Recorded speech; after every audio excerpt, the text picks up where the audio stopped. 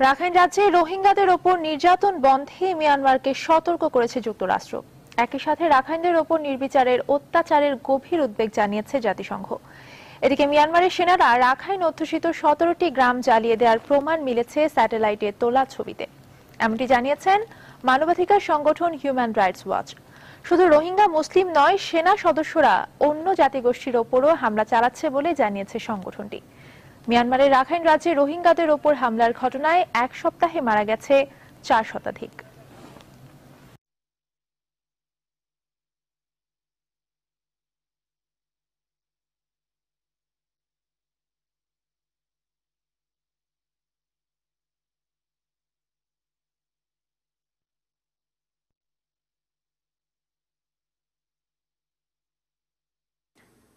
স্থলপথের পাশাপাশি এবার নৌপথে বাড়ছে রোহিঙ্গা অনুপ্রবেশ। আর টাকার বিনিময়ে এই অবৈধ সুযোগ করে দিচ্ছে কিছু দালাল চক্র।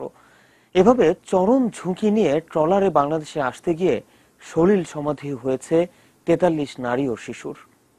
কক্সবাজার প্রতিনিধি অর্পণ বড়ুয়ার পাঠানো তথ্য ও ছবি নিয়ে একটি ডেস্ক রিপোর্ট। কক্সবাজারের উখিয়া টেকনাফ ও বান্দরবানের নাইক্ষ্যংছড়ির প্রায় 72 কিলোমিটার সীমান্তের 18টি পয়েন্ট দিয়ে গত 7 দিনে বাংলাদেশে অনুপ্রবেশ করেছে অন্তত 28,000 রোহিঙ্গা।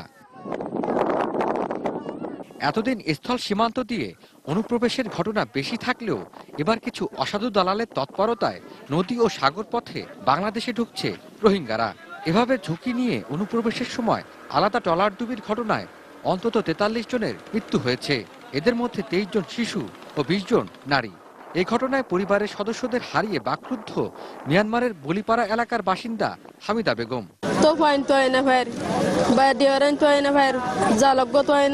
টাকার লোভে রোহিঙ্গাদের বাংলাদেশে আশ্রয় দেওয়ার চেষ্টা করছে কিছু অসাধু ব্যক্তি। অনুপ্রবেশ রোধ করতে প্রয়োজন প্রশাসনের পাশাপাশি জনপ্রতিনিধি সহ স্থানীয় জনসাধারণের তৎপরতা, জানালেন স্থানীয়রা।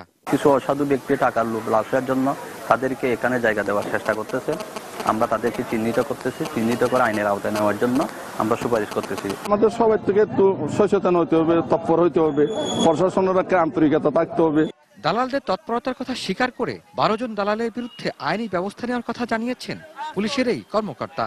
ইতিমধ্যে প্রায় 12 জন দালালকে ধরে মোবাইল কোর্টের মাধ্যমে ভ্রাম্যমাণ আদালতের মাধ্যমে আমরা সাজার ব্যবস্থা করেছি এবং অত্র এলাকা পর্যাপ্ত পুলিশি টহলের ব্যবস্থা করেছি। ইসাক নয়ন, ডেস্ক রিপোর্ট, এটিএন নিউজ। সবাই যখন ঈদের আনন্দ উদযাপনে ব্যস্ত, সীমান্তবর্তী রোহিঙ্গা শিবিরে তখন কান্নার রোল। বান্দরবানের নাইক্ষ্যংছড়ির চাকঢালা, আশারতলী, ঘুমধুম, তুমব্রু সীমান্তের জিরো লাইনে এখনো বসবাস করছে কয়েক হাজার রোহিঙ্গা। বিজিবির বাধা অতিক্রম করে যারা বাংলাদেশে অনুপ্রবেশ করতে পারেনি তারা জিরো লাইনে পাহাড় টিলাতে ঝুপড়ি ঘর বানিয়ে থাকার চেষ্টা করছেন। অনেকে পাহাড়ের ছন বাঁশ দিয়ে অস্থায়ী ঘরও বানিয়ে নিয়েছেন। শিশুদের নিয়ে রোদ বৃষ্টিতে মানবেতর জীবন কাটাচ্ছে রোহিঙ্গা পরিবারগুলো।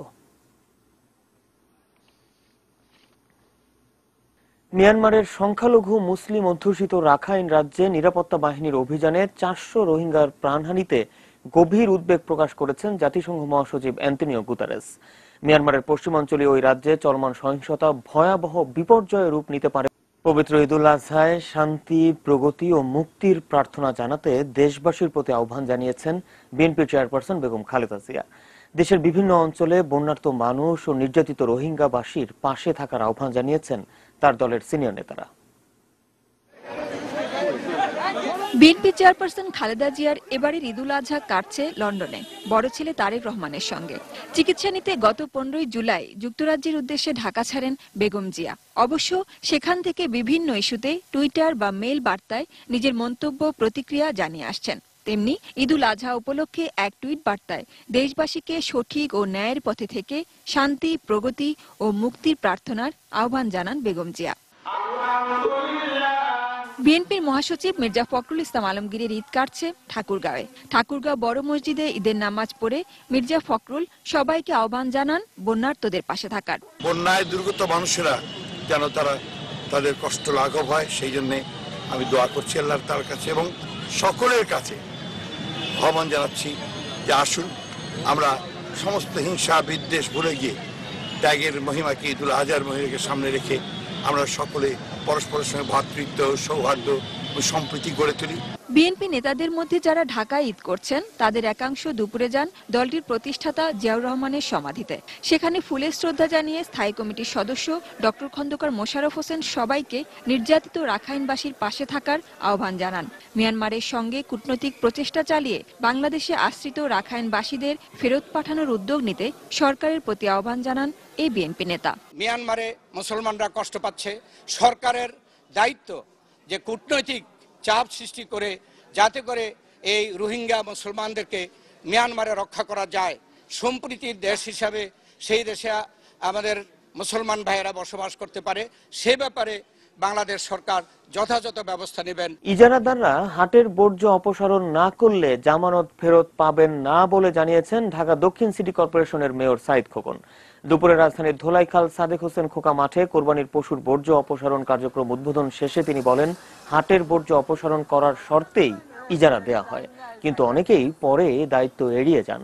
তাই এবার হাট পরিষ্কার না করা পর্যন্ত জামানতের টাকা আটকে রাখার সিদ্ধান্ত নিয়েছে সিটি কর্পোরেশন। সাইদ খোকর বলেন, পূর্ব ঘোষণা অনুযায়ী 24 ঘন্টার মধ্যে উত্তর ও দক্ষিণ সিটি কর্পোরেশনের আওতাধীন সব এলাকার বর্জ্য সরানো হবে। আর এজন্য দুই সিটি কর্পোরেশনে 17,000 পরিচ্ছন্নতা কর্মী কাজ করছে। আমাদের সম্মানিত নাগরিক যারা রয়েছেন তাদের প্রতি আমার অনুরোধ রইল, যদি বৃষ্টি হয়, বৃষ্টিতে সড়কে যদি পানি জমে যায়, এই পানির উপরে, সড়কে জমে থাকা পানির উপরে আপনারা দয়া করে কুরবানি করবেন না, একটু অপেক্ষা করবেন, পানিটুকু নেমে গেলে তারপর আপনারা কুরবানি করবেন। ঢাকা দক্ষিণ সিটি কর্পোরেশনের বিভিন্ন এলাকায় কুরবানির বর্জ্য পরিষ্কারে সাধারণ মানুষ কতটা সচেতন হয়েছে তা জানতে আমাদের সহকর্মী নাজিয়া আফরিন দক্ষিণের বিভিন্ন এলাকা ঘুরে দেখেছেন। কাজী আলাউদ্দিন রোডে কোরবানির পর সেখানকার পরিচ্ছন্নতার খবর জানাচ্ছেন তিনি। পুরানো ঢাকার কাজী আলাউদ্দিন রোডের এই রাস্তাটিতে আমরা দেখতে পাচ্ছি যে সিটি কর্পোরেশন একটি নির্ধারিত স্থান করে দিয়েছেন, যদিও খুব ছোট পরিসরে করা। আসলে পুরানো ঢাকার যেমনটি হয়ে থাকে যে স্থান খুব অভাবে, তার ফলে খুব ছোট ছোট জায়গায় কিছুটা যেখানে একটু খোলামেলা পাওয়া যায় সেখানে সিটি কর্পোরেশন জায়গা নির্ধারণ করে দিয়েছে। এবং এখানেও তেমন একটি জায়গা, এখানে প্রায় 6টি বাড়ির মতো পড়েছে এই জায়গাটির মধ্যে, যারা এবং এখানকার এলাকাবাসী তারা এই নির্ধারিত স্থানের মধ্যেই তাদের পশু কোরবানি দিচ্ছেন আর তারা বর্জ্যগুলো নির্দিষ্ট স্থানে রাখছে। যদিও এখনো কোরবানির পশুর যে কাজ সেটি এখনো শেষ হয়নি, আশা করা যাচ্ছে যে এর পরে তারা বর্জ্যগুলো হয়তো ব্যবস্থা করবেন। আমরা একটু এখানকার মানুষের, এলাকাবাসীর সাথে একটু কথা বলি। আগে থেকে অনেক বেশি, গতবার চেয়ে অনেক সুন্দর হয়েছে, ভালো হচ্ছে। ড্রেনগুলো কি তারপরে পরে পরিষ্কার করা হয়? এখন তো না হয় বর্জ্যগুলো নিয়ে গেল সিটি কর্পোরেশন, কিন্তু ড্রেনের যে রক্তগুলো পড়ছে, সিটি কর্পোরেশন লোক এসে ড্রেন থেকে নিয়ে আজকে একবার নিয়ে গেছে, আবার আসতেছে, ঘন্টায় ঘন্টায় আসতেছে। সিটি কর্পোরেশন তো পরিষ্কার যাওয়ার পর এর আগে আমরা সবাই যার যার বাসা থেকে পাইপ নিয়ে আসে, পাইপ নিয়ে আসার পর আমরা পরিষ্কার করে দিই, তো প্লাস সিটি কর্পোরেশন এসে পরিষ্কার করার সাথে সাথে এটা পরিষ্কার হয়ে গেছে। এটা কোনো সমস্যা হবে না এবার ইনশাল্লাহ। আমরা আশা করছি যে কাজী আলাউদ্দিন রোড আমরা যদি আর বিকালের দিকেও আসি বা আগামী দিনও আসি, তাহলে নিশ্চয়ই দেখতে পাবো যে এই কোরবানির যে বর্জ্যগুলো সেগুলো পরিষ্কার হয়ে গেছে। আসলে এলাকাবাসী দিন দিন অনেকখানি সচেতন হচ্ছেন এবং তারা এটা বুঝেছেন যে আমার শহর, আমার দায়িত্ব পরিষ্কার পরিচ্ছন্ন রাখার, এবং সেই কাজটি তারা করছেন। বর্জ্য ব্যবস্থাপনার চিত্র দেখাতে রাজধানীর দক্ষিণ সিটি কর্পোরেশনে ছিলেন আমাদের সহকর্মী সামদানি হক নাজুম, জানিয়েছেন সেখানকার খবর। দর্শক, ঈদুল আজহার মধ্যপ্রহরে কোরবানি ব্যবস্থাপনার চিত্র দেখতে আমরা এখন এসেছি রাজধানীর সেগুনবাগিচা এলাকায়। এখানকার চিত্র যদি একটু আপনাদের দেখাতে চাই, এটি কিন্তু আসলে দক্ষিণ সিটি কর্পোরেশনের অনুমোদিত কোরবানির জন্য নির্ধারিত স্থান, পশু কোরবানির জন্য।